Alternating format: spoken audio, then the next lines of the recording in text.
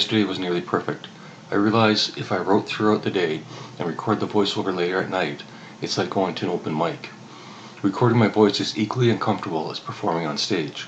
The only difference is, through Substack, my voice is anonymous. In person / on stage, it's not. It's me. I'm not forced to use my real name on stage. David Joseph is fairly easy to say and remember. Plus, there are no other famous comedians with my name, so it's free to use. Anyway, Grace, I don't have to decide until I put my name in the hat. By then it'll be obvious what to do. I normally record sitting down, Grace, but this letter I'll record while standing. You will be my practice audience, if you don't mind. February 17th, 2024, 6:16 p.m. I think, Grace, I'm accidentally lucky. I wasn't ready to go on stage for comedy, but now I have the perfect opportunity to manage with the embarrassment of bombing this letter to you. Every time I publish this letter, I get rejected, booed off the stage. Well, maybe not booed, but nobody interacts with these posts. They are basically anonymous. No one is saying good or bad. Everyone is silent. Silence is not good for comedy. But if I'm correct, Grace, this will toughen my resolve. The more letters I post to you and read out loud, the closer I am to standing up on stage. I doubt you're reading these letters as I publish them, Grace. If you are, I'm curious why you don't respond / comment. I have no choice. Once I stand on that stage, I know I'll be addicted to the laughter. It'll never be enough. In my mind, Grace, I wonder if you are waiting there for me when I'm done. Or do you never see me perform? Where are you, Grace? Are you nearby or worlds away? February 18, 2024, 9:01 a.m. Hi, Grace. I normally don't write this early. My brain doesn't activate until the afternoon for some reason. However, if I'm going to use Rob's video as inspiration, I have no excuse for not writing, especially to you. Rob is the only homeless person I follow on social media. One sad story seems to be enough to keep me incentivized. I watch a number of channels who help the homeless, but listening to additional stories like Rob's, where nobody is helping him, is more sadness than I can handle. 1:20 p.m. It's clear, Grace, by the time I don't get far with writing in the morning. I tried.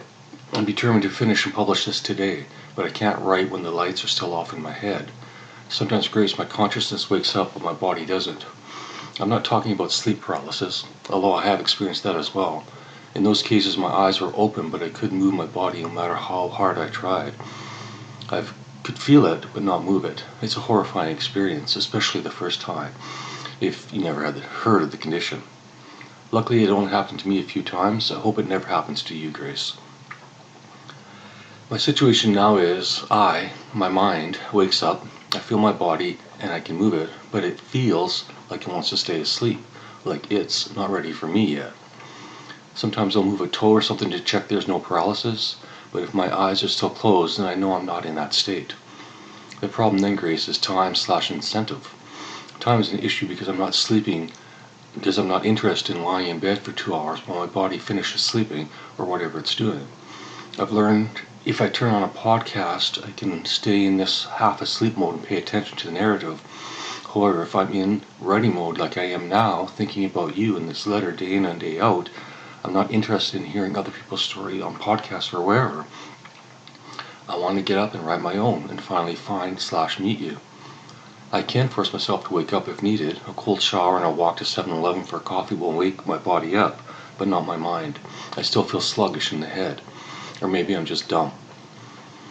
The alternate solution, incentive, is the issue, I think, Grace. When I wrote the movie ideas, I had an incentive. My logic was either I would get noticed for them or for something else I wrote. At the time, I felt I needed to earn an income just in case the CPP wasn't approved. Although I was living on provincial disability, which is the same amount, it never felt permanent, like the government could end it at any time. I was scared and believed I needed backup.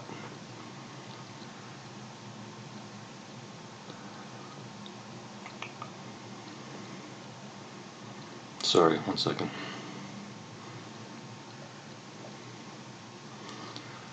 Sorry, scrolled too far.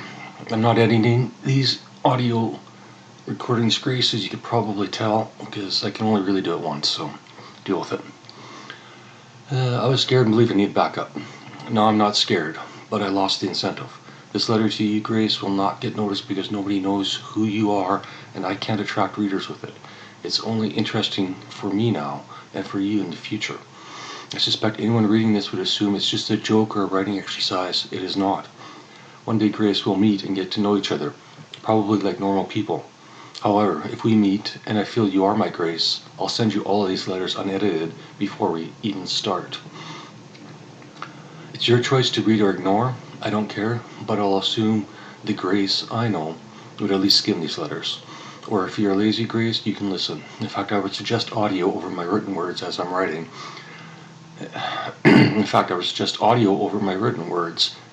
Like I'm talking to an old friend anyway. In addition, you can hear the tone of my voice and see what level of a jerk I am or not. Either way, the only way I'll take down these letters is if you ask me and at the time I agree. Fair warning, I may not agree. I may fall in love with these letters as much as I have with you, sight unseen. I was wondering the other day if Rob will take his site down once he's out of his situation. I suspect he wouldn't want his employer to know he was homeless and will remove the site to be safe. Unfortunately, it will mean Rob's story is lost, which saddens me, as I believe the more honest a life is shared, the more impact it has on others. Also, there'd be no reason in my mind for you not to want these letters shared. Embarrassment is the only reason to remove them, and I'm not embarrassed, so you shouldn't be either. End of speech. And if you're looking at the picture, that is a real picture of me. On a side note, I asked Rob about the noise, and he says he's acclimatized to it. I wish I could. Maybe I'll ask him about his YouTube account and his plan for it once he's working. The first time I wrote you, Grace, was on a Sunday like today. Although I've only been focused on these letters and not stand-up this past week, I haven't forgotten the plan. And since the open mic is at 4 p.m., I think I'll end this letter short today and attend. I'm not planning on putting my name in the hat. I'll need to observe first, get a feel for the place. I know that sounds like an excuse, but thanks for listening.